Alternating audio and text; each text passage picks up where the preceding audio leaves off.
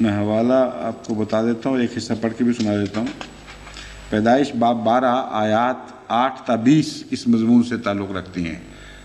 پیدائش باب 12 آیات 8 تا 20 السلام کے بھتیجے لوط کو اور اس کے مال کو بھی لے گئے، یہ ذکر ہے۔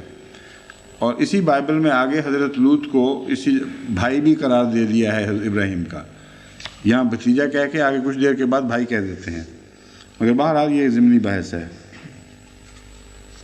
کہتے ہیں جب ابراہیم نے سنا کہ اس کا بھائی گرفتار ہوا تو اس نے اپنے 318 مشاق خانہ زادوں کو لے کر وان تک ان کا تعاقب کیا، اور رات کو اس نے اور اس کے خادموں نے غول غول ہو کر ان پر دھاوا کیا اور ان کو مارا، اور خوبہ تاکیہ خوبہ جو بھی لفظ ہے دمشق کے بائیں ہاتھ ہے ان کا پیچھا کیا، اور وہ سارے مال کو اور اپنے بھائی لوط کو اور اس کے مال اور عورتوں کو بھی اور لوگوں کو واپس پھیر لایا۔ اور جب وہ کدرلا عمر اور اس کے ساتھ کے بادشاہوں کو مار کر پھرا تو سدوم کا بادشاہ اس کے استقبال کو سوی کی وادی تک جو بادشاہی وادی ہے آیا۔ تو صاف پتہ چلا کہ ابراہیم علیہ السلام نے بھی خود بائبل کی روح سے جنگ میں شرکت فرمائی ہے اور بڑی کامیابی کے ساتھ شرکت کی ہے۔ حضرت موسیٰ کے متعلق جنگ میں شرکت کا ذکر پڑھنا ہو تو استثناء باب 2 آیات 31 تا 37 میں حضرت موسیٰ کی جنگوں میں شراکت کا ذکر ہے۔ پھر استثناء باب 4 آیات 44 تا 49 میں حضرت موسیٰ علیہ السلام کی جنگوں میں شراکت کا ذکر ہے۔ حضرت داؤد علیہ السلام کی جنگیں سموئیل 1-2 میں مذکور ہیں۔ حضرت سلیمان نے بھی جنگوں میں حصہ لیا، اور قرآن کریم میں بھی آپ کی لشکر کشی کا ذکر ملتا ہے۔ تو کثرت سے انبیاء ایسے ہیں، اگرچہ حضرت سلیمان کو اور حضرت داؤد کو یہ لوگ پروفٹس ان معنوں میں نہیں مانتے، لیکن ان کے بیان میں تضادات ہیں۔ بائبل میں قطعی گواہی اس بات کی ملتی ہے کہ وہ خدا کے انبیاء تھے، مگر قرآن کریم بہرحال انبیاء کو طور پر پیش کرتا ہے۔ اور جب قرآن پر حملہ کرتے ہیں تو قرآن کے متعلق یہ اعتراض نہیں ہو سکتا کہ قرآن کے نزدیک کسی نبی نے حصہ نہیں لیا تھا، اپنی طرف سے باتیں بیان کی تھیں۔ تاریخی شواہد ہیں کہ حضرت داؤد اور حضرت سلیمان نے بھی جنگوں میں حصہ لیا۔ حضرت مسیح موعود علیہ السلام نے ایک موقع پر یہ فرمایا کہ داؤد اسرائیلی نبیوں کا کرشن تھا اور کرشن آریہ ورت کا داؤد تھا۔ حضرت کرشن نے بھی جنگ میں حصہ لیا ہے۔ اس طرف اشارہ حضرت مسیح علیہ السلام کا معلوم ہوتا ہے کہ آپ نے خود جنگ میں حصہ براہ راست اس طرح نہیں لیا، بلکہ بیان کیا جاتا ہے کہ میں پڑھ کے سناتا ہوں حوالہ۔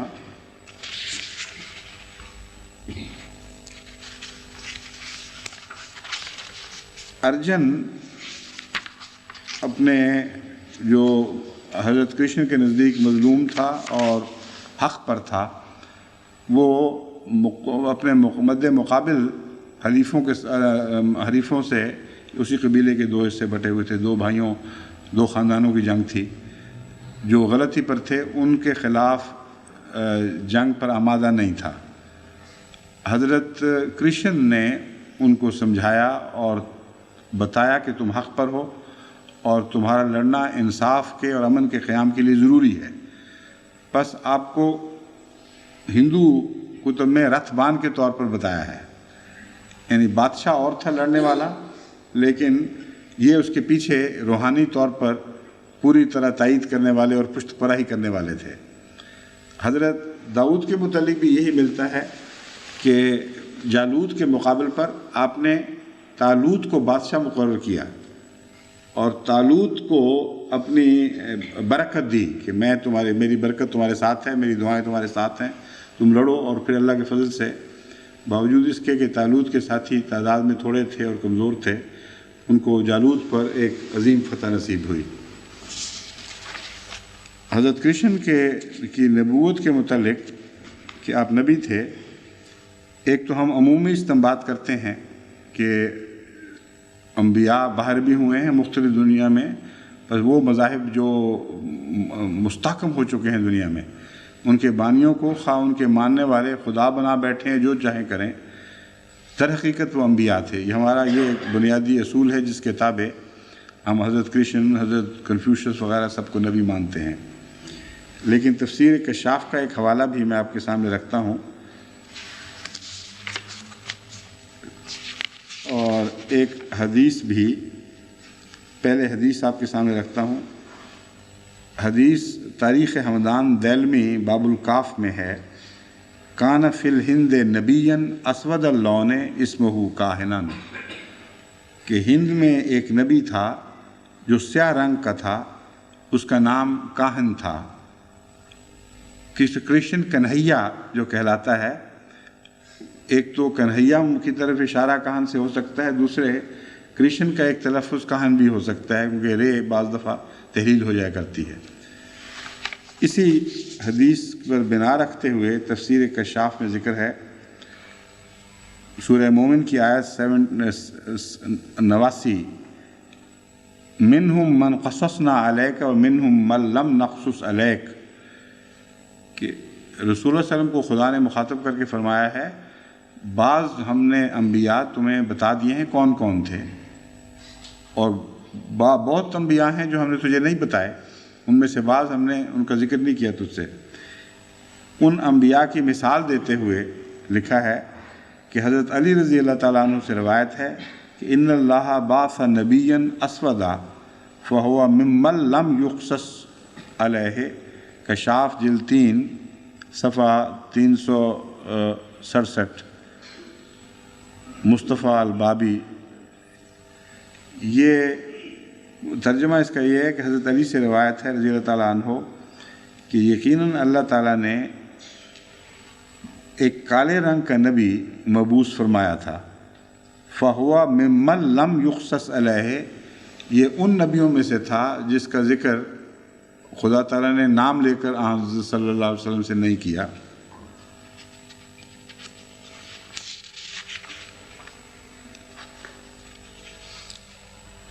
حضرت کرشن کے جو نے سردار ارجن کو جو برکت دی ہے، یہ پانڈوؤں کا سردار تھا۔ اپنے پانڈو کورو کا نام سنا ہوگا، تو میں وضاحت کر دیتا ہوں، یہ پانڈوؤں کا سردار تھا اور کوروؤں کے خلاف ان کو برکت دی گئی تھی۔ گیتا ادھیائے 2 شلوک 4 32 تا 37 میں یہ ذکر ہے کہ رتھ بان کے طور پر آپ شامل ہوئے۔ میں نے چینی صاحب سے کہا تھا کہ پتہ کریں حضرت کرشن نہ حضرت کنفیوشس کے متعلق، مجھے یاد تھا کہ آپ نے بھی جنگوں میں شرکت کی ہے۔ تو چینی صاحب کہہ رہے تھے، تلاش بہت کی، پہلے تو کہتے تھے کہ مجھے کوئی ذکر نہیں مل رہا، پھر خدا کے فضل سے اچانک موجزانہ طور پر ان کو حوالہ مل گیا، اور وہ حوالہ یہ ہے، حضرت کرشن کے متعلق ایک نہایت معتبر کتاب ریکارڈ آف ہسٹری شی جی کی لکھی ہوئی ہے، جس کی 47ویں جلد باب 17 بعنوان کنفیوشس کے حالات میں آپ کے سفروں کا اور مشکلات کا ذکر ہے۔ اس میں وہ لکھتے ہیں کہ جب کنفیوشس فو نامی ایک ریاست میں پہنچا تو وہاں کے لوگوں نے کنفیوشس کو آگے جانے سے روک دیا۔ اس سے پہلے بھی آپ کے ساتھ یہ واقعات ہو چکے تھے کہ زبردستی روکا جاتا تھا یا حملہ کیا جاتا تھا، اور وہ درخت جس کے نیچے بیٹھ کر یہ تعلیم دیتے تھے، مثلا وہ درخت کاٹ دیا گیا۔ تو ایسے موقعوں پر ساتھی چاہتے تھے کہ لڑائی کریں، لیکن آپ لڑائی سے رکتے رہے، اور جواب یہی دیتے تھے کہ کیا اس سے پہلے خدا نے ان نبیوں کی حفاظت نہیں کی جن کا میں آگے پیغام بردار ہوں، یعنی اسی مشن کو لے کر آگے بڑھ رہا ہوں، تو مجھے کیسے خدا چھوڑ دے گا؟ یہ خاص انبیاء کا رنگ ہے جو ایسے موقعوں پر ان کے جذبات ایسے ہی ہوا کرتے ہیں۔ لیکن یہاں لکھا ہے کہ جب کنفیوشس فو نامی ایک ریاست میں پہنچا تو وہاں کے لوگوں نے کنفیوشس کو آگے جانے سے روک دیا۔ ان کا ایک نیک اور بہادر شاگرد کونگلنگ روم اپنے ساز و سامان کے ساتھ کنفیوشس کے ہمراہ تھا۔ انہوں نے کہا اس سے قبل، یہ چینی نام پڑھے بھی نہیں جاتے، کوانگ شاید جگہ ہے، یہ مقام پر بھی لوگوں نے ہمارا محاصرہ کر لیا تھا، اور یہاں پر بھی لوگوں نے ہمیں روک رکھا ہے، گویا یہی مقدر ہے۔ اب ہمارا یہاں لڑ کر مر جانا بہتر ہے۔ چنانچہ اس مشورے کو حضرت کنفیوشس نے قبول فرما لیا۔ چنانچہ شدید لڑائی ہونے لگی اور وہاں کے لوگ ڈر گئے اور کنفیوشس کو کہنے لگے کہ اگر آپ آگے ہوئے نامی ریاست میں نہ جائیں تو تب ہم آپ کو یہاں سے جانے دیتے ہیں۔ تو یہ حضرت کرشن کے متعلق بھی، حضرت کنفیوشس کے متعلق بھی ثابت ہے کہ آپ نے بھی لڑائی میں حصہ لیا۔ بس یہ ویری صاحب کو کون بتائے کہ تاریخ انبیاء بہت وسیع ہے، خود ان کے انبیاء کی تاریخ بھی بتاتی ہے کہ وہ انہوں نے حصے لیے اور صبر کے اعلیٰ نمونے دکھائے۔ بس حضرت محمد مصطفیٰ صلی اللہ علیہ وآلہ وسلم کسی ذاتی شوق سے اپنی باتیں نہیں بنا رہے، بلکہ ان ہوا الا وحی یوحیٰ، اللہ کی وحی آپ پر نازل ہوتی ہے اور ان صداقتوں سے آپ کو مطلع کرتی ہے جن تک آپ کی انسانی لحاظ سے رسائی نہیں تھی، اور تمام دنیا میں انبیاء میں پر ایسے حالات گزرے ہیں کہ ان کو جنگ میں حصہ لینا پڑا ہے۔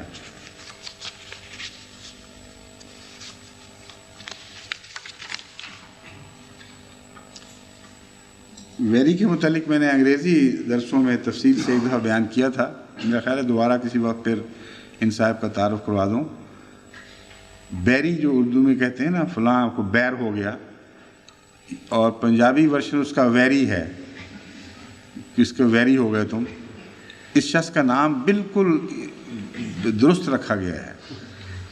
ایسی دشمنی ہے اسلام سے اور رسول اللہ صلی اللہ علیہ وسلم سے، اس کا آگے بھی ابھی ذکر آئے گا اس آیت 155 کے 65 155 میں غالباً، 155 میں، تو وہاں آپ کو میں بتاؤں گا کہ شدید نفرت ہے اور جھوٹا ہے، اور وہ اعتراض جو اسلام پر ڈھونڈ ڈھونڈ کر نکالتا ہے اپنی طرف سے، اگر اس کے علم میں آ جائے کہ وہی بائبل پر بھی پڑھتا ہے تو اس سے ہاتھ کھینچ لیتا ہے پھر۔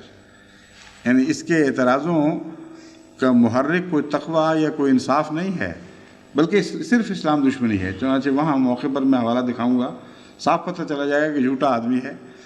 وہ اعتراض اگر عیسیٰ علیہ السلام پر پڑے گا تو پھر رک جائے گا، اگر رسول اللہ صلی اللہ علیہ وسلم پر پڑے گا، نہ بھی پڑھے تب بھی ڈالے گا۔ تو بڑے بڑے گھٹیا ذہنیت کے مستشرقین ہیں جن کو ان لوگوں نے آسمان پر چڑھایا ہوا ہے، کوئی علم نہیں، محض اسلام کی دشمنی کی بنا پر ان کو عزتیں دی گئی ہیں۔ اس کے جواب میں جب مسلمانوں کو کثرت کے ساتھ ریسرچ کی ٹیمیں بنانی چاہیے، اور یہ کام انگلستان میں نے شروع کرا دیا ہے، اور اللہ کے فضل کے ساتھ بہت ہی اچھے نتیجے نکل رہے ہیں۔ ہمارے جب خدا علیہ کے صدر تھے رفیق حیات صاحب، ان کے سپرد میں نے یہ کام کیا تھا کہ نوجوانوں کی ٹیم بنائیں اور ان کی معرفت ان کی بہنوں وغیرہ سے بھی رابطہ کریں، اور کوئی یا کسی کی بیوی سے، اور بچیاں بھی ساتھ ایک ٹیم بنا کر کام شروع کریں۔ آج کل ہم عیسائیت کی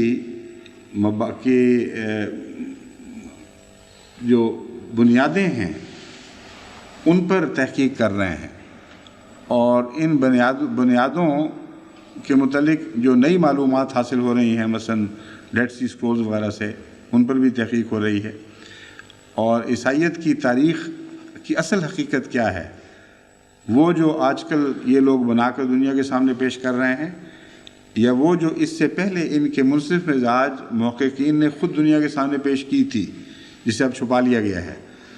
بس اس پہلو سے بہت ہی دلچسپ معلومات اکٹھی ہو رہی ہیں، اور باقاعدہ ہر ہفتے میں ان دونوں گروپوں کے ساتھ بیٹھتا ہوں اور ان کی تحقیق کا جائزہ لیتا ہوں، پھر ان کو آگے بتاتا ہوں کہ کس لائن میں آگے، کس جہت میں آگے مزید تحقیق کرنی ہے۔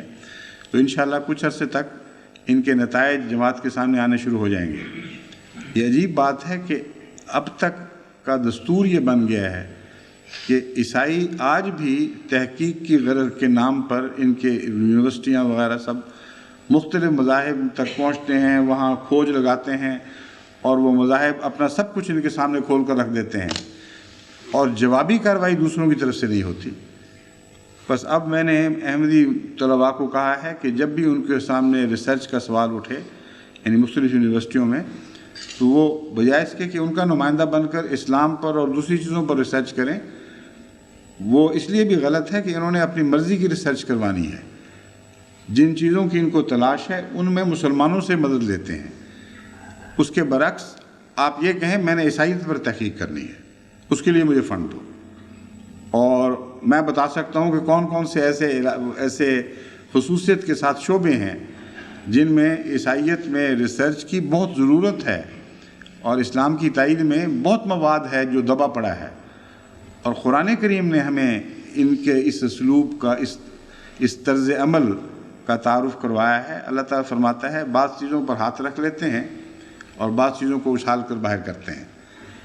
یہ بددیانت محققین کی صفت ہے، وہ اپنی مرضی کی چیزیں تو لے کر اچھالتے ہیں اور اپنی مرضی کے خلاف سب مواد کو دبا جاتے ہیں، اور اس تحقیق میں جو اب تک ہوئی ہے یہ بات بالکل کھل کے سامنے آ گئی ہے کہ کثرت کے ساتھ قرآن اور اسلام کے حق میں شواہد دبا دیے جاتے ہیں، اور جہاں بھی کوئی دور کی بات بھی خلاف جاتی ہو اسے اچھال کر پیش کیا جاتا ہے۔ بس ہر جگہ دنیا میں سننے والے محققین اس وقت یورپ میں بھی سن رہے ہیں، امریکہ میں بھی سن رہے ہیں، جاپان میں بھی سن رہے ہیں، پاکستان میں سن رہے ہیں۔ ان کو میں اس درس کے ذریعے پیغام دیتا ہوں کہ وہ طلباء باقاعدہ اگر ان کے لیے موقع ہو تو عیسائیت پر ریسرچ کے لیے اپنے آپ کو پیش کریں، اور جہاں وہ یہ کام نہ بھی ہو وہاں طلباء کی یونینز، جیسا کہ یہاں ہم کام لے رہے ہیں، وہ اپنے میں سے لوگوں کو، نوجوانوں کو مخلص جو ذہین ہوں، دلچسپی رکھتے ہوں، ان کے سپرد اس قسم کی تحقیقات کریں، اور احمدی طالبات بھی اپنے لیے تحقیقی مضمون ڈھونڈیں اور ان میں مصروف ہو جائیں۔ یہ ہمارے معاشرے کی اصلاح میں بھی بہت ہی بابرکت قدم ہوگا، کیونکہ اکثر بچیاں یا نوجوان جو ضائع ہو جاتے ہیں اور لذت کی تلاش میں کچھ سمجھ نہیں آتی کیا کریں، وقت ضائع کرتے، بیہودہ فیشنوں میں زندگیاں گزارتے، ان کو اگر کوئی ٹھوس کام دے دیا جائے، اور ایسا کام جس سے ان کی عزت نفس بحال ہو اور ان کو اپنی ذات پر اطمینان ہو کہ ہاں ہم کسی اعلیٰ مقصد کے لیے زندگی بسر کر رہے ہیں، تو جو لذت اس کام میں ہے وہ دنیا کے چھوٹے موٹے فیشنوں میں اس کا عشر اشیر بھی نہیں، کچھ بھی نہیں۔ چنانچہ لجنہ میں جو کام کرتی ہیں احمدی خواتین، ان کی زندگی ان عورتوں کے مقابل پر بے انتہا زیادہ مطمئن اور خوش ہے جو عورتیں دنیا کے فیشنوں میں اپنے وقت ضائع کر رہی ہیں۔ بس یہ جو کام ہے یہ بہت ہی مفید ہے۔ ہمارے یہاں ایک ایسا کیس آیا تھا جس کے متعلق والد فکر مند تھے۔ میں نے کہا تو میں نے بلایا ان کو، میں نے کہا اپنی بچیوں کو ساتھ لے کے آئیں۔ وہ ملے، میں نے کہا بالکل ٹھیک، نیک بچی ہے، خام خواہ آپ کو بیہودہ کیا حق ہے آپ کو چھوٹی چھوٹی باتوں میں اتنا زبردستی دخل اندازی کریں؟ اگر آپ نے دیکھا نہیں کہ اس کو تلاش ہے کسی اچھے کام کی، وہ اچھا کام دیں اور یہ مطمئن ہو جائے گی۔ چنانچہ میں نے اس کو کہا تو اس ٹیم میں شامل کر دیں۔ بعد میں وہ ٹیم کے ساتھ آئی، اتنا چہرے پر اطمینان تھا، اتنا خوش تھی۔ اس نے کہا ٹھیک ہے، مجھے میرا مقصد مل گیا۔ تو اعلیٰ مقاصد کی پیروی سب سے اچھا مشغلہ ہے اور اپنی جزا آپ ہے۔ بس اس پہلو سے ہمیں اسلام کی خدمت میں بہت ہی تحقیق اور جستجو کی ضرورت ہے۔ مختلف مذاہب کے مبادیات میں وہاں تک پہنچنا چاہیے، بنیادوں تک پہنچنا چاہیے، اور بہت کام کھلے ہیں انڈیا میں۔ ہندوازم کے اوپر تحقیق کی ضرورت ہے۔ قرآن کریم نے جو دعوے فرمائے ہیں ان کی تائید میں، ان کے لٹریچر میں کیا کچھ ملتا ہے۔ اسی طرح دنیا میں سب مذاہب پر مختلف ممالک کے نوجوان تحقیق میں حصہ لے سکتے ہیں۔ اب میں الصابرین والے مضمون کا ذکر کرتا ہوں۔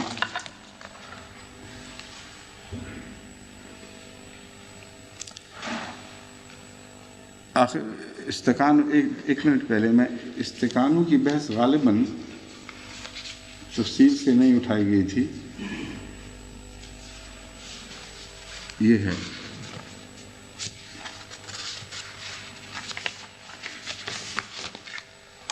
شکریہ، آپ نے ٹھیک اشارہ کیا تھا۔ ویسے کوئی خاص ایسی بحث نہیں ہے اس میں۔ تمام لغات اس بات پر تو متفق ہیں کہ استقامت سے مراد جھک جانا، ذلت کے ساتھ ہار کو قبول کر لینا اور اپنے آپ کو کسی دشمن کے سامنے گرا دینا مراد ہے۔ اس کا جو مادہ ہے وہ دراصل ہے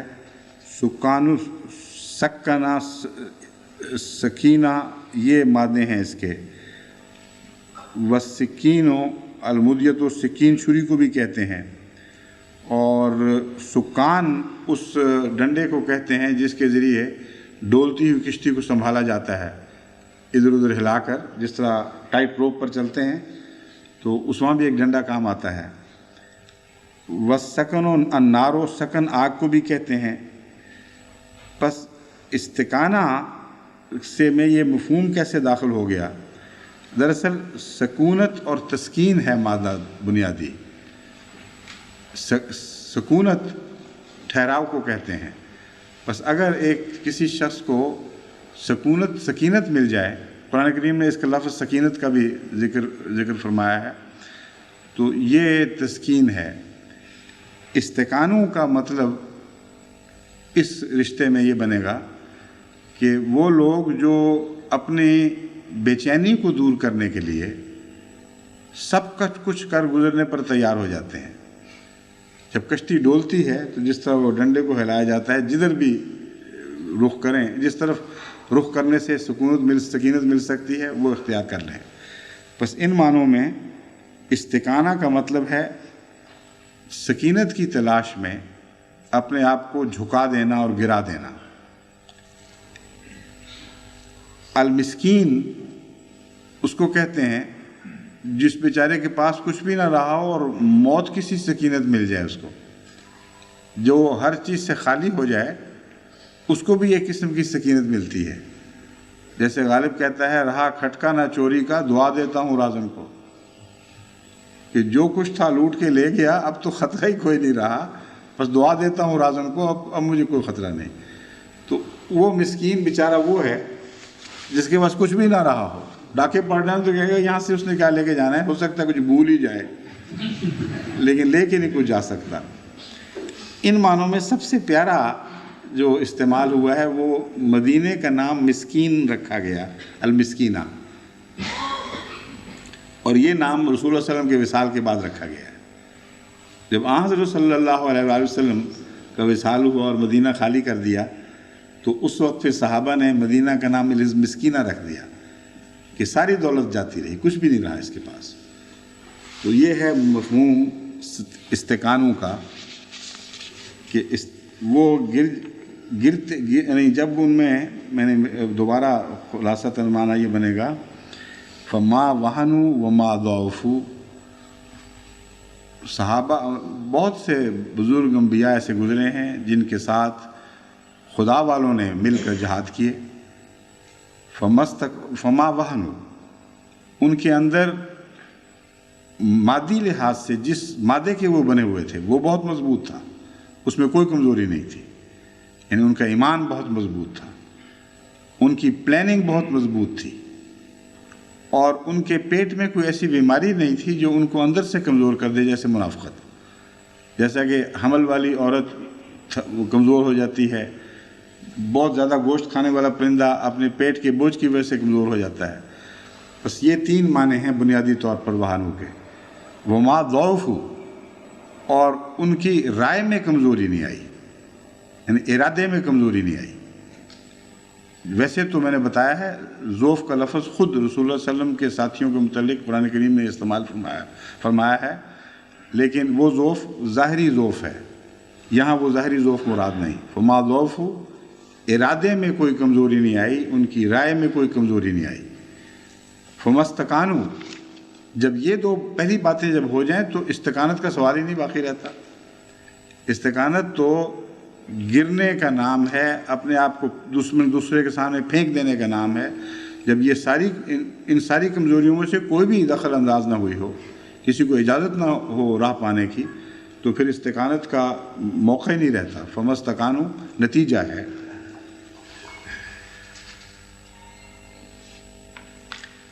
آخر پر ہے واللہ یحب الصابرین، اللہ تعالیٰ صبر کرنے والوں سے محبت فرماتا ہے.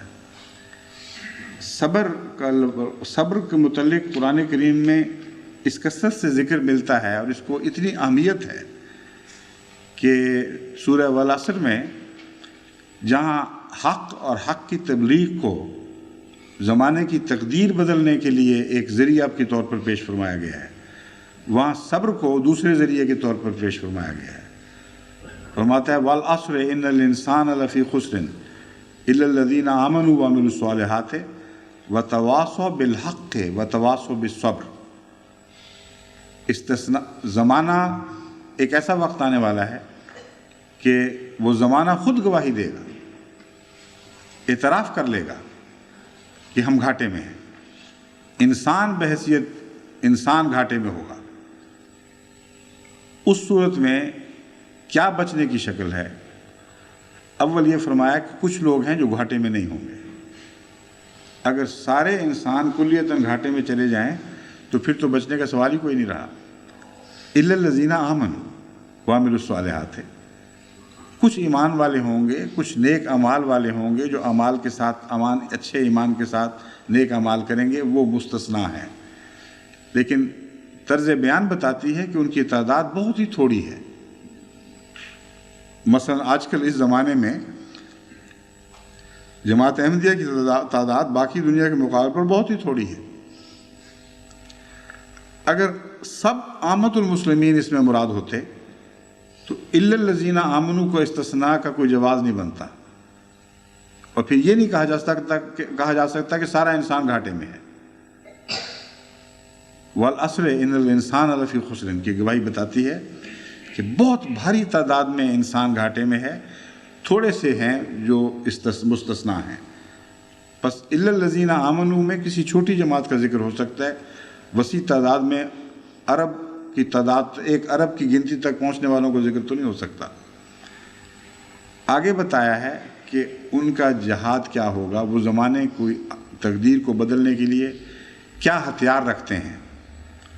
وتواصوا بالحق، حق کے ساتھ وہ نصیحت کریں گے، سچ بات پر قائم رہیں گے، جو مرضی ہو جھوٹ کا سہارا نہیں لیں گے، ہر حال میں سچ بولنے والے ہوں گے، سچ ذریعے اختیار کریں گے اور سچ بولنے کی تلقین کریں گے۔ اور الحق سے مراد خدا تعالیٰ کی ذات بھی ہے، تو مراد یہ ہے کہ حق ذات کی طرف بلائیں گے اور حق ذات کی مدد سے حق کی طرف بلائیں گے۔ مگر بہرحال یہ پہلو اس وقت زیر بحث نہیں ہے۔ آگے ہے وتواصوا بالصبر، صبر کے ساتھ وہ نصیحت کریں گے اور صبر اختیار کرتے ہوئے صبر کی تلقین کریں گے۔ صبر اختیار کرنے والے مجبور اور کمزور ہوا کرتے ہیں۔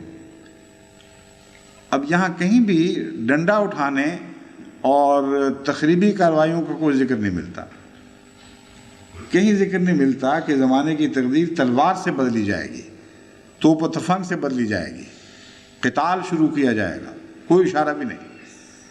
وہ خدا جس نے خبر دی ہے اس کو پتہ ہی نہیں گویا کہ نعوذ باللہ کہ اصل طریقہ تو تھا کہ تلوار ہاتھ میں پکڑو اور تہس نہس کر دو دنیا کو، اور بزور شمشیر دنیا پر قابو پالو، جس طرح کہ مودودی کا تصور ہے۔ یہاں تو کوئی ذکر نہیں۔ وتواصوا بالحق وتواصوا بالصبر، بس یہ وہ جماعت نہیں ہے جو خدائی فوجداروں کی جماعت ہو، یہ وہ جماعت ہے جو مسکینوں اور نصیحت کرنے والوں کی جماعت ہے۔ صبر کیا چیز ہے، اس پر گفتگو کرتے ہوئے میں صبر کے مختلف پہلو آپ کے سامنے رکھنا چاہتا ہوں تاکہ جماعت احمدیہ کو اس ہتھیار سے تو آشنائی ہو جو ہتھیار ہمارے سپرد کیا جانے والا ہے، کیا جا چکا ہے، جس کے ذریعے ہم نے بڑی بڑی طاقتوں کے مقابلے کرنے ہیں اور کامیاب مقابلے کرنے ہیں، زمانے کی تقدیر کو بدلنا ہے۔ یہ ہے وہ پیغام جو ہمیں سورہ والعصر دیتی ہے، اور یہاں اللہ تعالیٰ نے اس پیغام کو، اہمیت کو اس رنگ میں واضح فرمایا کہ مقابلوں کے ذکر کرتے ہوئے آخر پر فرماتا ہے واللہ یحب الصابرین، اللہ تو صبر کرنے والوں سے محبت کرتا ہے۔ بس ہماری بقا بھی صبر میں ہے، اگر ہم صبر کریں تو خدا ہم سے محبت کرے گا، جس سے خدا محبت کرے کون ہے جو اس سے تباہ و برباد کر سکے، ہو ہی نہیں سکتا۔ بس صبر کے مفہوم کو اچھی طرح سمجھنا چاہیے، لیکن یہ اتنا بڑا مضمون ہے کہ مجھے ڈر ہے کہ یہ بقیہ دو آئندہ کے درس بھی کھا جائے گا اور شاید اگلے سال کے لیے بھی بچ جائے، لیکن ہے اہم مضمون، اس لیے میں شروع کر دیتا ہوں، کچھ نہ کچھ جتنا حصہ بھی ہو سکے وہ آپ کے سامنے رکھتا ہوں۔ صابرین کی بحث میں لغت کی کتابیں ہمیں بتاتی ہیں کہ صبر کے معنی ہیں ترک الشکوہ من علم البلوہ لغیر اللہ، کہ شکوہ چھوڑ دینا، شکایت نہ کرنا اللہ کے سوا کسی سے۔ جب بھی کوئی مصیبت نازل ہو، اگر انسان خدا سے شکوہ کرے اور شکایت کرے تو جائز، خدا کے سوا کسی سے کرے تو ناجائز ہے۔ اس کے جواز میں وہ دعا ملتی ہے انما اشکو بسی ہوا حزنی اللہ، کہ میں اپنے غم اور دکھ خدائی کے حضور رو رو کے پیش کرتا ہوں، لوگوں سے میں اس کا ذکر نہیں کرتا۔ چنانچہ عقب الموارد میں لکھا ہے اذا دعا اللہ العبد فی کشف الضر عنہ لا یخدع فی صبرہ، کہ جب انسان اپنی مصیبت کو دور کرنے کے لیے دعا کرتا ہے تو اس پر بے صبری کا اعتراض عائد نہیں ہو سکتا۔ کلیات ابی البقاء میں لکھا ہے کہ صبر انسان کی ایک اعلیٰ درجے کی صفت ہے اور مختلف حالات میں اس کے مختلف نام رکھے جاتے ہیں۔ ابو البقاء کے نزدیک شجاعت بھی صبر کا حصہ ہے۔ در حقیقت صبر کا مضمون اتنا وسیع ہے کہ واقعتاً اس میں شجاعت کے بعض پہلو بھی داخل ہو جاتے ہیں۔ چنانچہ وہ کہتے ہیں کہ اگر لڑائی میں استقامت دکھائی جائے اور مشکلات سے نہ گھبرایا جائے تو اسے شجاعت کہتے ہیں، لیکن فی الحقیقت یہ صبر ہی کا مضمون ہے۔ وفی امساک نفس عن الفضول، کہتے ہیں دوسرا حصہ صبر کا ہے جو فضول باتوں سے انسان کا رک جانا۔ اگر ضروریات زندگی سے زائد چیزوں کے متعلق انسان اپنی خواہشات کو ترک کر دے، یہ مراد ہے ان کی، تو وہ جو ترک ہے اس کو ہم قناعت کہتے ہیں، یعنی جو کم از کم زندگی کی ضرورت ہے اس سے باہر جتنے زندگی کو آسان کرنے کے لیے نعمتیں ہیں ان سے رک رہنا، اس کو قناعت کہا جاتا ہے۔ مگر ان کے نزدیک، ابو البقاء کے نزدیک، یہ بھی صبر ہی کی ایک قسم ہے جس کو قناعت بھی کہا جاتا ہے۔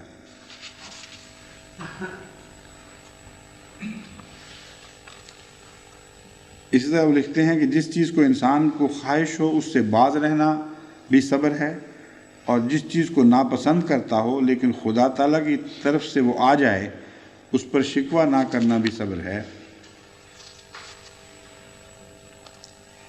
قرآن کریم اور احادیث سے ثابت ہے کہ صبر 3 قسم کے ہیں۔ یہ حضرت مسلم موعود کی تفسیر کبیر سے لیا گیا ہے۔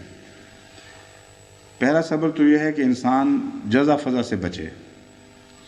دوسرا صبر یہ ہے کہ انسان نیکی کو مضبوطی سے پکڑ لے، اور تیسرا صبر یہ ہے کہ بدی سے رکا رہے اور خدا کی خاطر کسی بد فعل سے باز آ جائے، اس کو بھی صبر کہتے ہیں۔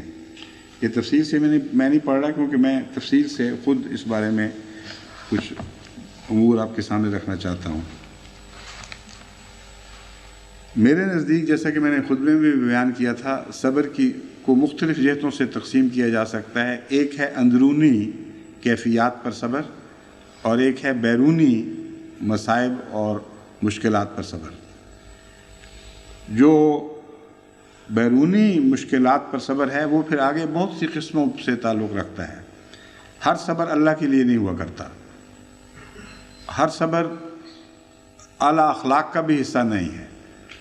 صبر کو تفصیل سے آپ سمجھیں تو پھر آپ کو پتہ چلے گا کہ مومن کے شایان شان کون سا صبر ہے، اور وہی صبر ہے جس کا سورہ والعصر میں ذکر ہے، اور اسے ہمیں پہچان کر الگ کر کے اپنے لیے خاص کرنا ہوگا۔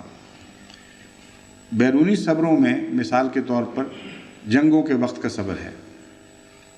جنگوں میں بعض دفعہ کمزوروں پر طاقتور قومیں بشدت حملہ کرتی ہیں، اور اس وقت ان سپاہیوں کے قدم نہیں اکھڑتے اور وہ آخر وقت تک ڈٹ کر مقابلہ کرتے ہیں اور موت کے منہ میں چھلانگیں لگا دیتے ہیں۔ ان میں کئی قسم کے لوگ شامل ہوتے ہیں۔ ایک وہ ہیں جن کے پاس چارہ ہی نہیں ہے بھاگنے کا، پھنس گئے ہیں، گھیرے میں آ گئے ہیں، نکل سکتے ہی نہیں، اگر نکلنے کی کوشش کریں گے تو اپنے سپاہیوں کی گولیوں کا نشانہ بنیں گے، پکڑنے کا خوف ہے، لوگوں کے سامنے ذلیل ہونے کا خوف ہے۔ تو یہ صبر جو ہے یہ مخفی کمزوری رکھتا ہے اور بے اختیاری کا نام ہے، اور بے اختیاری کوئی نیکی نہیں ہوا کرتی۔ دوسرے ایسے بھی ہوتے ہیں جو موت کی آنکھوں میں آنکھیں ڈال کر جانتے ہوئے کہ کیا اس کے نتائج نکلیں گے، ان ایسی خطرناک جگہوں میں چھلانگیں لگا دیتے ہیں جن کے متعلق کہہ سکتے ہیں کہ بچ کر نکل آنا بہت بعید بات ہے۔ تو ایسے بہادروں کے لیے بھی صبر کا لفظ آتا ہے، اور واقعتاً وہ اس صبر کے مستحق ہیں، لیکن اس میں بھی اپنی یا قومی اغراض پیش نظر ہوتی ہیں۔ کچھ بہادر ایسے ہیں جو بڑی بہادری سے لڑتے ہیں لیکن نفس کا دکھاوا شامل ہوتا ہے۔ مثلا حضرت رسول کریم صلی اللہ علیہ وسلم کے زمانے میں ایک شخص کے متعلق یہ بیان کیا گیا تھا کہ بڑا زبردست اس نے جہاد کیا ہے، مگر رسول اللہ صلی اللہ علیہ وسلم نے فرمایا وہ جہنمی ہے، جس کو تم دیکھ رہے تھے کہ اس شان کے ساتھ بہادری سے دشمن پر حملے کرتا ہے اور ان کے نرگوں کو توڑ کر نکلتا ہے، وہ اپنے دکھاوے کے لیے کر رہا تھا، اور اللہ تعالیٰ نے رسول اللہ صلی اللہ علیہ وسلم کو خبر دی کہ اس کا ٹھکانہ جہنم ہے، اس کو اس کے نتیجے میں کوئی ثواب نہیں ملے گا۔ تو کئی بہادر ہیں جو دکھاوے کی خاطر قربانیاں پیش کر دیتے ہیں، اور وہ بھی صبر سے مشکلات پر قائم رہتے ہیں، مگر اس صبر میں کوئی ایسے حسن کی بات نہیں ہے کہ مومن اس کو محبت کی نظر سے دیکھ سکے۔ مگر ایسے بھی ہیں جو قوموں کی خاطر یا بڑے عظیم مقاصد کی خاطر بڑی تندہی سے مقابلے کرتے ہیں اور دکھاوا پیش نظر نہیں ہوتا۔ اعلیٰ مقاصد سے چمٹ جانا یہ ان کی سرشت میں داخل ہوتا ہے۔ اس پہلو سے انگلستان کی قوم کی مثال دی جا سکتی ہے۔ پچھلی 2 جنگوں میں جو جنگ عظیم اول اور جنگ عظیم ثانی ان قوموں نے لڑی ہے، یورپ میں لڑی گئی ہیں، امریکہ بھی شامل ہوا بعد میں۔ ان جنگوں میں انگلستان کا کردار غیر معمولی شان رکھتا ہے، اور چرچل نے خصوصیت کے ساتھ ایسے مواقع پر جو تقریریں کی ہیں جب بظاہر شکست ان کو آنکھوں میں آنکھیں ڈال کر دیکھ رہی تھی اور نظر آتا تھا کہ گویا ہٹلر اب سارے یورپ کو ختم کر دے گا، اس وقت بھی بڑی بہادری اور دلیری کے ساتھ اپنے مقصد سے چمٹ رہنے کے متعلق اس نے تقریریں کی ہیں، اور وہ سارے انگلستان کے دل کی آواز تھی۔ اس نے کہا میں تم سے یہ وعدہ نہیں کرتا کہ اب تم فتح یاب ہو جاؤ گے، میں تم سے یہ وعدہ کرتا ہوں کہ تم اپنا خون بہاؤ گے، اپنے پسینے بہاؤ گے، لیکن اپنے مقصد سے پیچھے نہیں ہٹو گے۔ اور سارے قوم کی دل کی آواز تھی۔ بس یہ بھی ایک صبر ہے، لیکن خدا کی خاطر نہیں۔ وہ صبر جو دنیا کی تقدیر بدلتا ہے وہ یہ صبر نہیں ہے، یہ یاد رکھنا چاہیے، کیونکہ یہ صبر دنیا کے لیے بڑی بھیانک شکل بھی اختیار کر جاتا ہے۔ یہ صبر ناٹسیوں نے بھی تو دکھایا تھا جنگ کے آخر پر، جبکہ ہر طرف سے ان کو شکست کا سامنا تھا، ذلت اور رسوائی ان کا پیچھے لگی ہوئی تھی، بڑے بڑے شہر برباد ہو رہے تھے اور مسمار ہو رہے تھے، کوئی بھی مستقبل دکھائی نہیں دے رہا تھا۔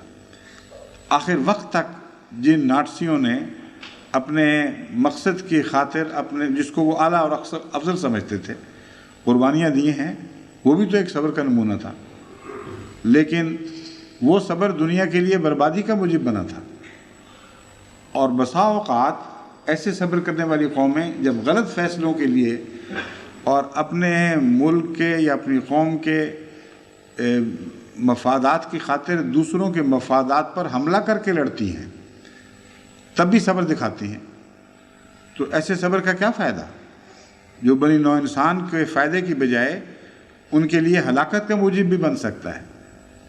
بس تاریخوں میں پڑھنے کے لیے یا مضمونوں میں لکھنے کے لیے تو ایسے صبر کے واقعات بڑے دلچسپ ہیں کہ ان قوموں نے ایسے مشکل حالات میں گزارا کیا اور یہ کر دیا اور وہ کر دیا، لیکن بنی نوع انسان کے لیے نہیں کیا، خدا کی خاطر نہیں کیا۔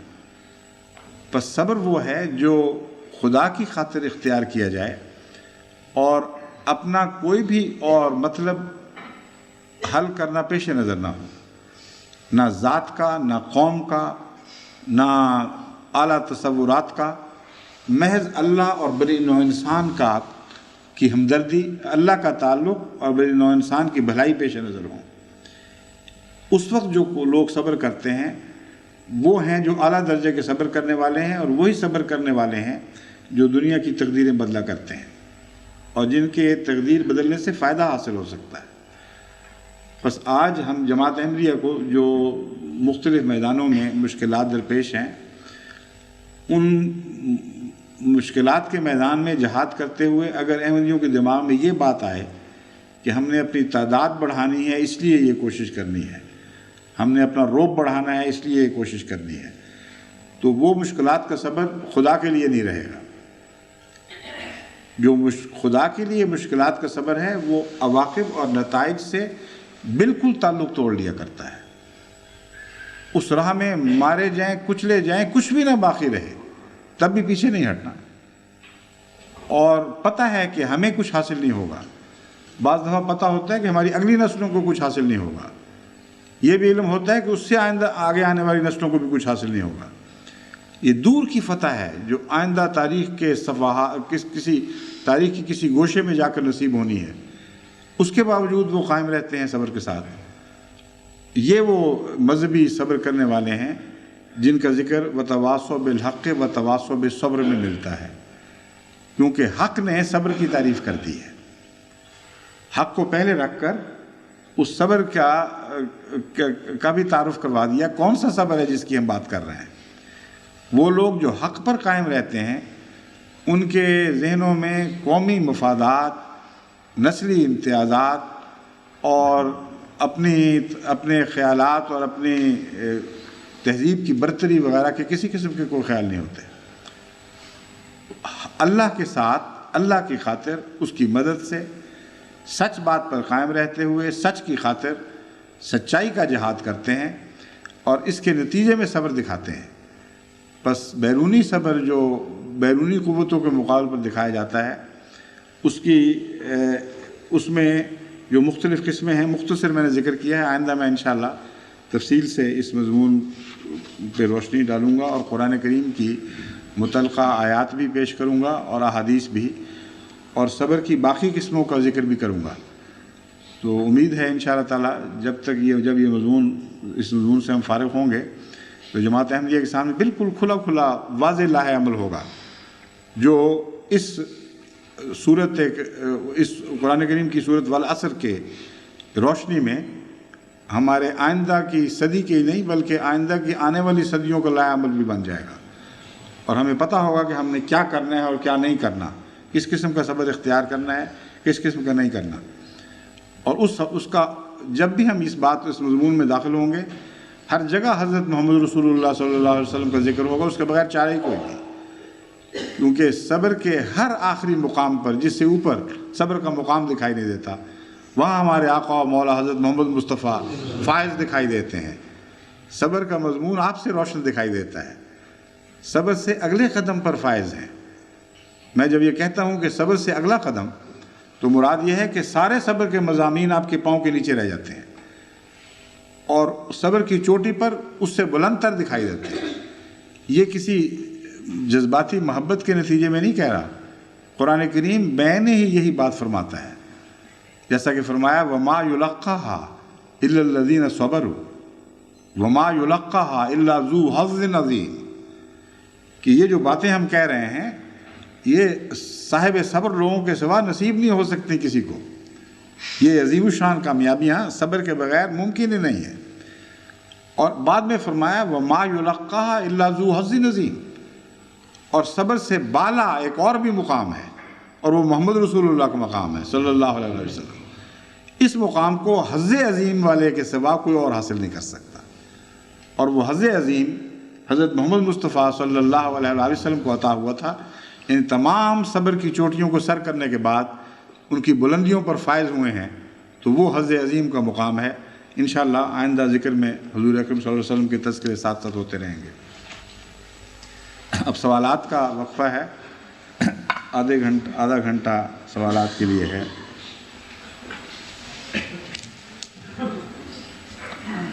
یہ اٹھا لیں آپ۔ میں نے گزشتہ سے پیوستہ درس میں یہ ذکر کیا تھا کہ ایک پاکستان کے ایک امام مسجد ہیں جن کے سوال میں سختی تو تھی لیکن صاف نیک فطرت دکھائی دیتے تھے، اس میں سے خوشبو آتی تھی کہ سچا آدمی ہے، واقعتاً تلاش میں ہیں اور معلوم کرنا چاہتے ہیں کہ حقیقت کیا ہے۔ تو ان کا سوال کا جواب میں نے پہلے بھی دیا تھا اور کل بھی دیا ہے۔ ان کی طرف سے فیکس ملا ہے کہ میں خدا کے فضل سے آپ کے جوابات سے مطمئن ہو گیا ہوں، اور آپ نے جو بات کہی ہے سچ کہی ہے۔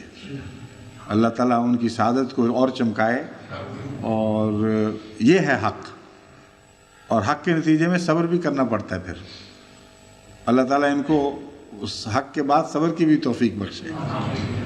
ایک سوال انہوں نے مزید اٹھایا ہے، فرماتے ہیں کہ باقی سب باتیں تو درست، لیکن آپ نے جب حضرت اقدس محمد رسول اللہ صلی اللہ علیہ وسلم کے جس میں عنصری سمیت آسمان پر جانے کی تردید کی اور قرآن کریم کی آیت استنباط کے طور پر اپنے ثبوت کے طور پر پیش کی کہ قل سبحان ربی حل کنت الا بشر رسولا، تو یہ ایک ایسی بات ہے جو ہمارے بریلوی عقیدے کے خلاف ہے۔ اب پتہ لگا بریلوی ہیں، اور ہم تو سمجھتے ہیں کہ حضرت اقدس محمد رسول اللہ صلی اللہ علیہ وسلم کا جسمانی معراج ہوا تھا، جسم سمیت اوپر بھی گئے اور آخری حد کو چھو کر جہاں تک انسان کی رسائی ہے واپس بھی تشریف لے آئے۔ تو اس کے اوپر بھی روشن ڈالیں کہ یہ کیا قصہ ہے۔ تو اس کا پہلا میرے ذہن میں جب میں یہ بات کر رہا تھا یہ سوال تھا، لیکن اس کا جواب میں نے عمداً اس لیے نہیں دیا تھا کہ بہت تفصیلی مضمون ہے اسراء اور معراج کی حقیقت، اور قرآن اور حدیث کی روشنی میں اس مضمون پر میں بارہا تفصیل سے روشنی ڈال چکا ہوں۔ لیکن اب چونکہ انہوں نے سوال اٹھایا ہے، مختصراً پہلا تو میں یہ جواب دیتا ہوں کہ بریلوی جسمانی اسراء کے قائل ہو ہی نہیں سکتے۔ مجھے تعجب ہے کہ آپ بریلوی ہوتے ہوئے کہہ کیوں رہے ہیں کہ رسول اللہ علیہ وسلم کا جسمانی اجرا ہوا تھا، معراج ہوا تھا، کیونکہ بریلوی تو رسول اللہ علیہ وسلم کے جسم کے ہی قائل نہیں ہے۔ یہی تو جھگڑا ہے بریلویوں اور غیر بریلویوں کے درمیان۔ بریلوی کہتے ہیں محمد رسول اللہ علیہ وسلم کا جسم ہی نہیں تھا، سایہ ہی نہیں تھا، اور دوسرے کہتے ہیں کہ نہیں جسم تھا اور سایہ بھی تھا۔ تو جب جسم ہی نہیں تھا تو جسمانی معراج کیسے ہو گیا؟ اس لیے لازماً ہماری بات ماننی پڑے گی کہ روحانی معراج تھا۔ دوسری، اگر رسول اللہ علیہ وسلم کا جسم تھا یا نہ تھا، اس بات پر تو سب کو اتفاق ہے کہ خدا کا جسم نہیں، تو جس کا جسم نہ ہو اس کی طرف جسمانی معراج ہو ہی نہیں سکتا۔ یہی دلیل ہم حضرت عیسیٰ علیہ السلام کے رفع کے تعلق میں بھی دیتے ہیں، جب اللہ تعالیٰ فرماتا ہے بل رفعہ اللہ الیہ، اللہ نے اس کا رفع اپنی طرف فرما لیا، تو خدا کی طرف کون سی ہے؟ جب اس کا جسم کوئی نہیں تو اس کی طرف کوئی نہیں۔ اینما تولوا فثم وجہ اللہ ہے، قرآن کریم خود فرماتا ہے جس طرف بھی تم منہ کرو ہر طرف خدا ہے۔ تو حضرت عیسیٰ علیہ السلام کا جسم وہاں سے ہلا کیوں جس جگہ سے رفع ہوا ہے؟ کیا خدا وہاں نہیں تھا؟ اور اگر خدا وہاں تھا تو جسم کو ہلنے کی گنجائش ہی کوئی نہیں، وہ وہیں پڑا رہتا بیچارہ۔ تو جس وجود کا جسم نہ ہو اس کی طرف جسم حرکت نہیں کر سکتا، کیونکہ جسم بعض حدود کا تقاضا کرتا ہے، اور جسم بعض جگہوں کو بھرتا ہے اور بعض جگہوں سے خالی رہتا ہے۔ جسم کا حدود اربع ایک ہے، اور جب آپ جسمانی معراج کی بات کریں یا جسمانی رفع کی بات کریں تو ایک جگہ سے ہٹ کر کسی ایسی جگہ جانے کا تصور ملتا ہے کہ وہ وجود وہاں نہیں ہے جہاں سے ایک ہٹنے والا وجود ہٹا ہے اور دوسری جگہ ہے، اور خدا کی یہ گستاخی ہے، اور اللہ تعالیٰ کے تصور سے کلیتاً لا علمی کے نتیجے میں یہ بات پیدا ہوتی ہے۔ حقیقت میں جس کو عرفان الہی ہو، جس کو قرآن کریم پر جس کی نظر ہو، وہ تصور بھی نہیں کر سکتا کہ خدا کی طرف جسمانی رفع یا جسمانی معراج ہو۔ حضرت مسیح موعود علیہ الصلوۃ والسلام نے کیسا پاکیزہ مضمون بیان فرمایا. آپ فرماتے ہیں کہ لوگ یہ سمجھ نہیں رہے کہ عرش تھا کیا. عرش تو محمد مصطفیٰ کا قلب مطہر تھا صلی اللہ علیہ وآلہ وسلم. خدا دلوں پر نازل ہوتا ہے اور دل ہی خدا کو دیکھتے ہیں. ما کذب الفؤاد ما رأى. قرآن کریم فرماتا ہے فؤاد نے جھوٹ نہیں بولا، جھوٹ نہیں دیکھا جو اس نے دیکھا. بس یہ تفصیلی بحث تو الگ ہے کہ معراج کی حقیقت کیا تھی اور احادیث میں اس کا ذکر کس طرح ملتا ہے. کن احادیث سے یہ قطعی ثبوت ملتا ہے کہ رسول اکرم صلی اللہ علیہ وسلم کا معراج جسمانی نہیں تھا بلکہ روحانی تھا. یہ بحث لمبی ہے، مختصر اگر وقت ملا تو میں کچھ ذکر کر دوں گا. وہ حوالہ جو میں نے کہا تھا نکالیں، بخاری کا نکالیں آپ نے.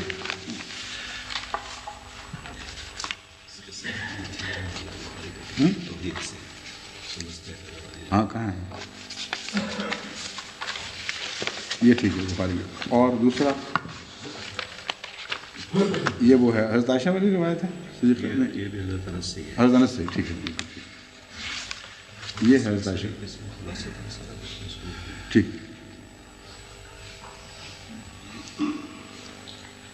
اچھا بہرحال یہ تفصیل بڑی لمبی بحثیں ہوئی ہیں. میں مختصر یہ بتانا چاہتا ہوں. اول یہ کہ بریلوی مسلک کی روح سے حضرت محمد رسول اللہ صلی اللہ علیہ وآلہ وسلم کا جسم نہیں تھا، اس لیے جسمانی معراج ہو ہی نہیں سکتا. بریلوی اور تمام مسلمانوں کے ایمان اور ایقان کے مطابق خدا تعالیٰ کا جسم نہیں ہے، اس لیے کسی جسم کا بے جسم والے وجود کی طرف جسمانی معراج یا رفع ممکن نہیں ہے. تیسری بات یہ ہے کہ وہ تھا کیا پھر. اس کے متعلق جہاں تک میں نے غور کیا ہے اور حضرت مسیح موعود علیہ الصلوۃ والسلام نے اس طرح نشاندہی فرمائی ہے، اشارہ کیا ہے کہ یہ نہ عام کشف تھا اور نہ جسمانی معراج تھا، اس کی بین حالت تھی. میں نے دیکھا ہے کہ قرآن کریم میں دو قسم کے قبض روح کا ذکر ملتا ہے، جیسا کہ سب جانتے ہیں. ایک وہ قبض روح جو نیند کی حالت میں وقتی اور جزئی ہوتا ہے، ایک وہ جو موت کی حالت میں مستقل ہوتا ہے، پھر وہ روح لوٹائی نہیں جاتی. حضرت مسیح موعود علیہ الصلوۃ والسلام نے جو کشف اور جاگی ہوئی حالت کے بین حالت کا ذکر فرمایا ہے، میرے نزدیک اسی میں اس مسئلے کی چابی ہے. میں سمجھتا ہوں کہ یہ قبض روح تھا، اور قبض روح ایسا تھا جو نیند کی حالت سے بلند درجے کا قبض روح تھا اور موت کی حالت سے پہلے کی حالت کا قبض روح تھا.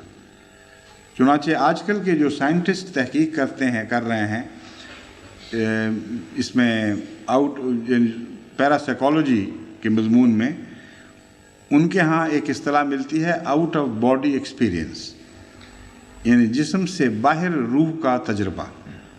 اور اس پر جہاں تک مختلف روایتوں کا تعلق ہے، ان کو اکٹھے کر کے انہوں نے تحقیقات کی ہیں اور چھان پھٹک کی ہے کون سی صحیح ہیں کون سی غلط.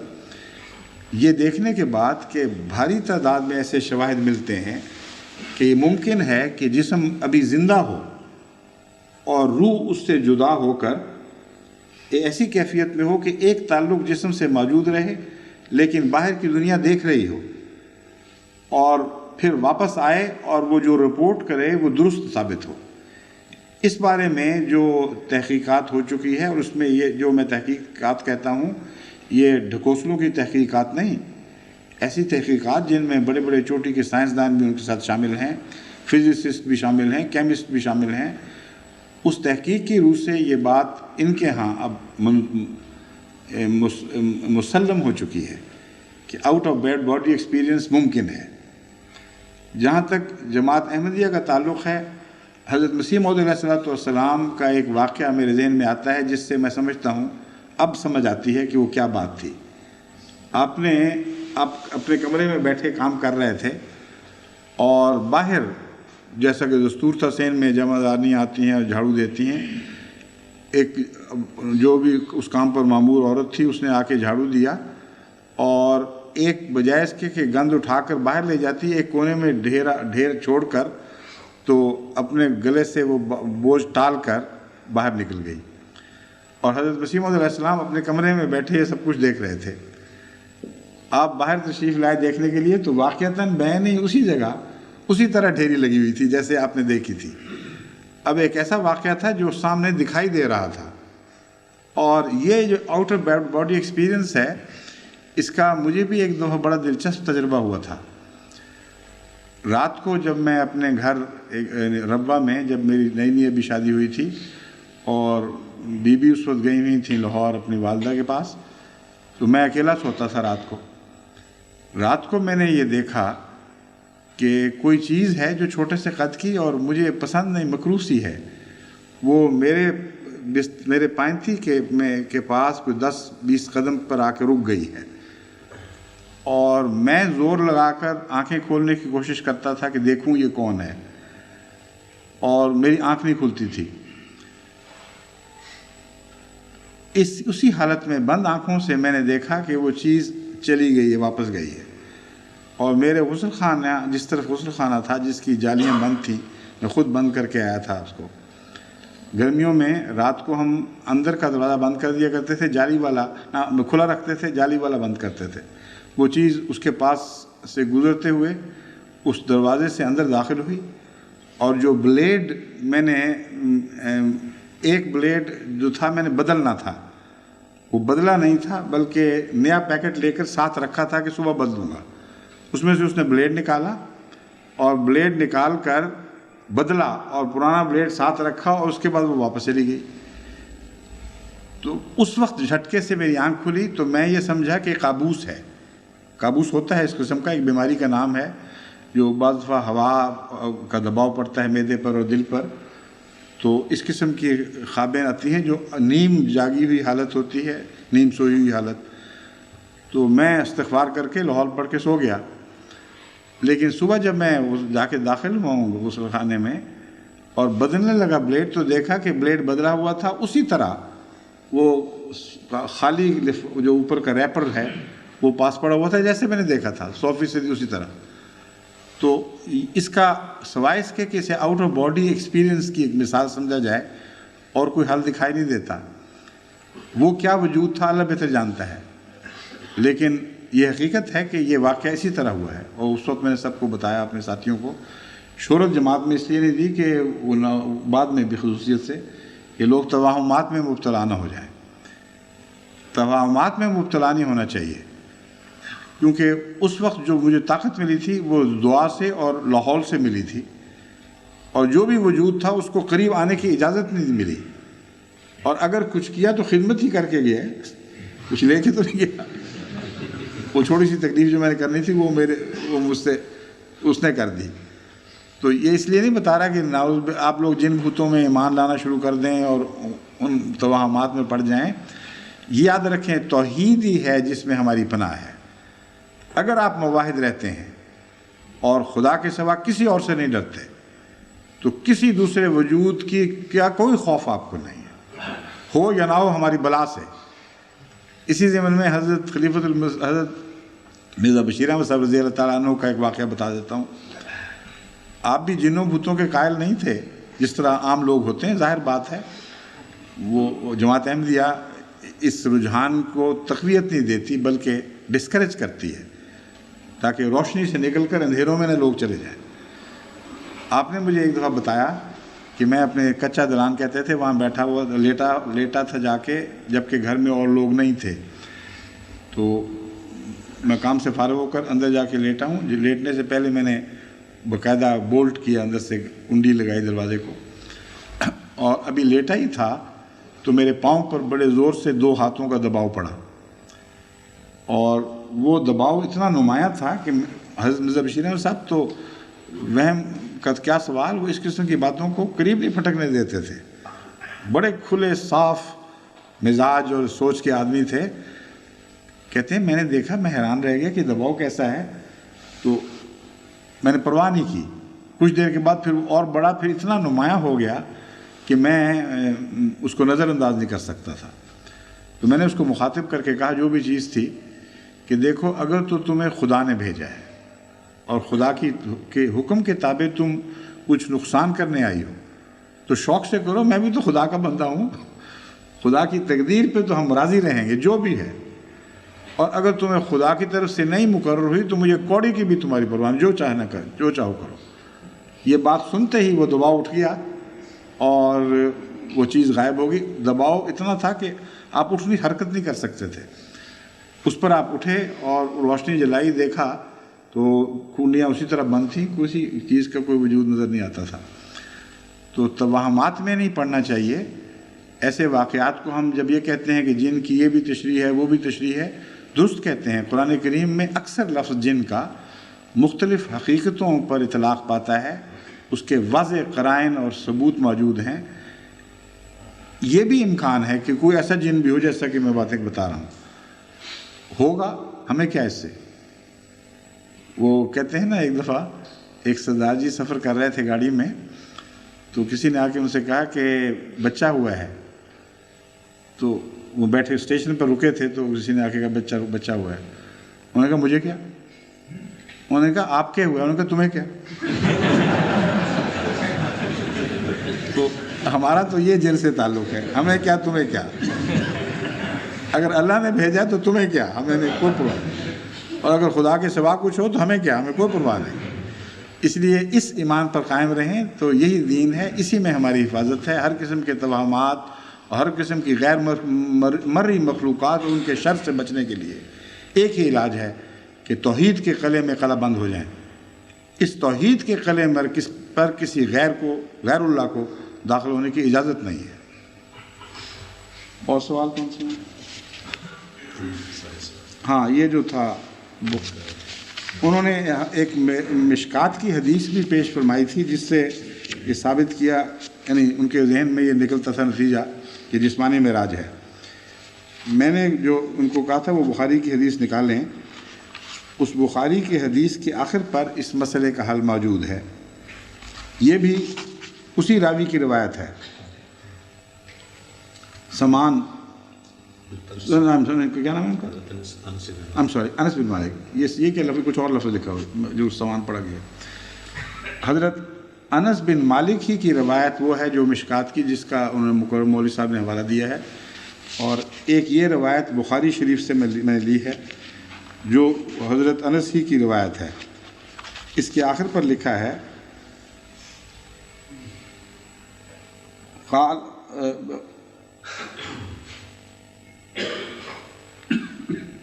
حضرت موسیٰ والی روایت ہے کہ اس طرح حضرت موسیٰ نے جو بار بار کہتے تھے کہ ابھی نمازیں زیادہ ہیں، کم کراؤ، یہ آخری واقعہ ہے جو معراج کے تجربے میں بیان ہوا ہے۔ اس کے بعد ذکر ہے وَاسْتَيْقَظَ وَهُوَ فِي مسجد الحرام۔ اس بات کے بعد استيقظ، حضرت محمد رسول اللہ صلی اللہ علیہ وآلہ وسلم کی آنکھ کھل گئی، وَهُوَ فِي مسجد الحرام، اور مسجد حرام میں موجود تھے۔ تو اگر سفر سے واپسی ہو جسمانی تو پھر آنکھ کھلنے کا کیا تعلق ہوا؟ وہ تو کھلی آنکھوں کے ساتھ سفر تھا، بس آنکھ کھل گئی بتا رہا ہے کہ وہی اسی قسم کا روحانی سفر تھا جو میں نے بیان کر رہا ہوں، کہ آؤٹ آف باڈی ایکسپیرئنس ایک ایسا عظیم الشان تھا جس میں کبھی کسی اور انسان کو شراکت کی توفیق نہیں ملی۔ اور وہ ایک واقعہ حضرت رسول اکرم صلی اللہ علیہ وآلہ وسلم ہی کی ذات سے وابستہ ہے کہ روح کا مکمل انقطاع نہ ہوتے ہوئے بھی روح کو ایسے عالم کی سیر کرائی گئی ہے جو روحانیت کا ایک عالم ہے، جس میں پچھلے وقت اور آئندہ وقت سب ایک ہو جاتے ہیں، اور یہ مضمون بتا رہا ہے کہ یہ جسمانی سفر نہیں تھا، کیونکہ وہ کیفیت جس میں زمانے مٹ جاتے ہیں اور انسان زمانی قیدوں سے بھی آزاد ہو جاتا ہے، یہ روحانی کیفیت کی حالت ہے۔ اللہ تعالیٰ کے زاویے سے جب ہم کائنات کو دیکھتے ہیں تو اسی کیفیت سے ہمیں خدا تعالیٰ کا تصور پیدا ہوتا ہے کہ وہ زمانوں سے آزاد سب کائنات کا جائزہ لے رہا ہے۔ حضرت صلی اللہ علیہ وآلہ وسلم کو خدا تعالیٰ کے فضل کے ساتھ اس کیفیت سے حصہ دیا گیا تھا، اور یہ وہ روحانی کشف ہے جس کا نام معراج ہے، مگر اس کے متعلق میں نے جیسے کہ بیان کیا ہے تفصیلی بحثیں اور بہت سی ہو چکی ہیں، اور اس کی کیسٹس بھی مل سکتی ہیں۔ اگر مکرم مولوی صاحب کو دلچسپی ہو تو کوئی احمدی دوست جو ان کے واقف ہیں ان کو چاہیے کہ وہ ان سے کیسٹس مانگ لیں۔ امید ہے انشاءاللہ یہ مسئلہ بھی حل ہو جائے گا۔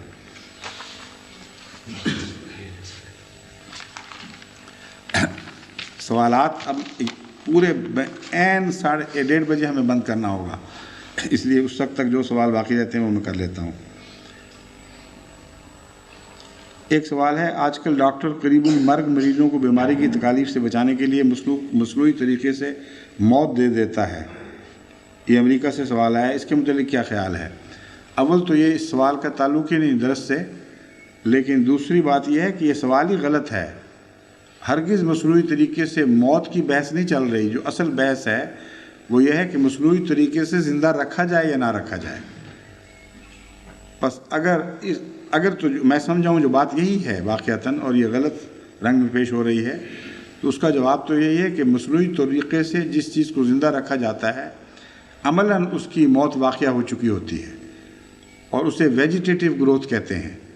مثلا دماغ مر گیا ہے اور جب مشین کا عمل اس سے اٹھا لیں تو سانس بھی بند، دل کی حرکت بھی بند، تو جو چیز وہ دیکھ رہے ہیں زندگی کے طور پر وہ زندہ ہے ہی نہیں۔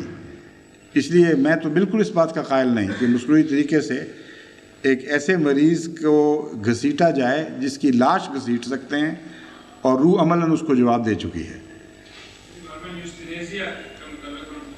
ہاں، اگر وہ دوسری بحث ہے جس کا نام مرسی کلنگ، اگر وہ ان کے ذہن میں ہے کہ یہ بحث چل رہی ہے، تو مرسی کلنگ کی کسی کو اجازت نہیں ہے۔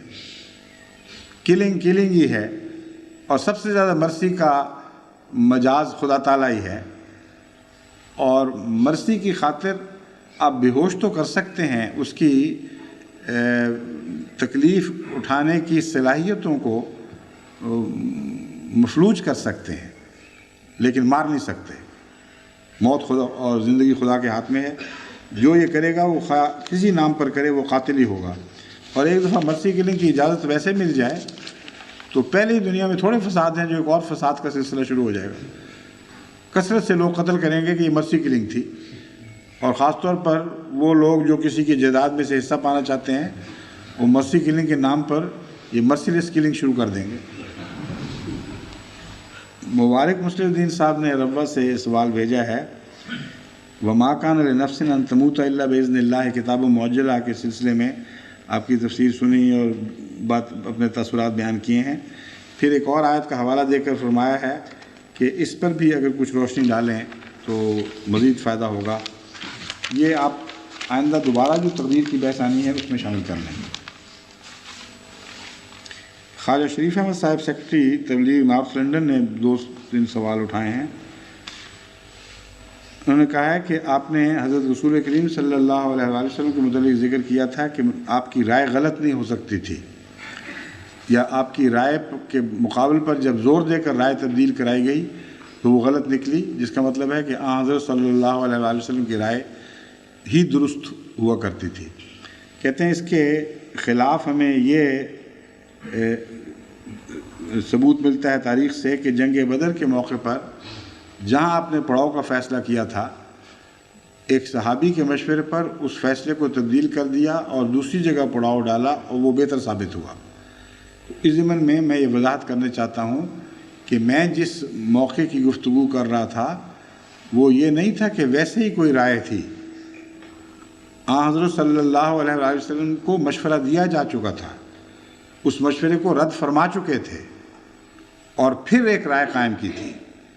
وہ رائے ہے جس کی میں گفتگو کر رہا تھا، وہ غلط ہو ہی نہیں سکتی، کیونکہ قرآن کریم نے اس مضمون پر روشنی ڈالتے ہوئے فرمایا ہے فَإِذَا عَزَمْتَ فَتَوَكَّلْ عَلَى اللَّهِ، کہ جب تو لوگوں سے مشورہ سن لے اور پھر ایک رائے قائم کر لے تو خدا تیرے ساتھ ہوگا، پھر اللہ پر توکل کر۔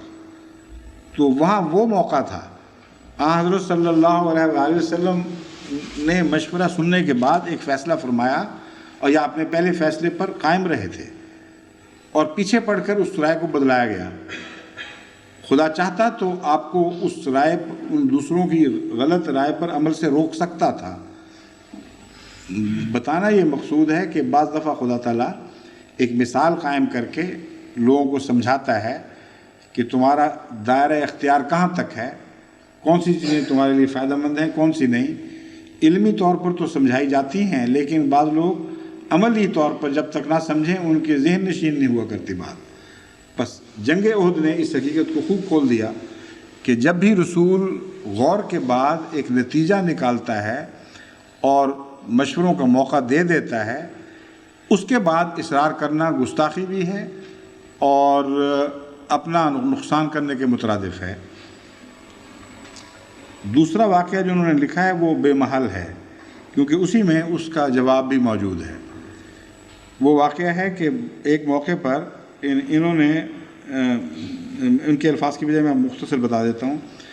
حضرت صلی اللہ علیہ وسلم نے کھجور کی پنیری لگاتے لوگوں کو دیکھا، فرمایا کیا ضرورت ہے، یہیں رہنے تو بڑے اچھے پودے ہیں، اور کچھ دیر کے بعد وہ جل گئے۔ لوگوں نے شکوہ کیا بعد میں کہ یا رسول اللہ آپ نے فرمایا تھا اور پھر جل گئے۔ آپ نے فرمایا کہ یہ میں تو رسول ہوں، دینی کاموں میں میرا فیصلہ ہی درست ہوتا ہے، لیکن دنیا کی باتیں تم مجھے کہہ دیتے کہ یا رسول اللہ یہ طریق درست نہیں ہے، میں مان جاتا، تو وہ اور مواقع ہیں۔ اہم دینی اجتماعی امور کے متعلق وہی بات درست ہے کہ جب خدا کا رسول باتوں کو سننے کے بعد فیصلہ کرتا ہے وہی فیصلہ درست ہوا کرتا ہے۔ السلام علیکم ورحمۃ اللہ۔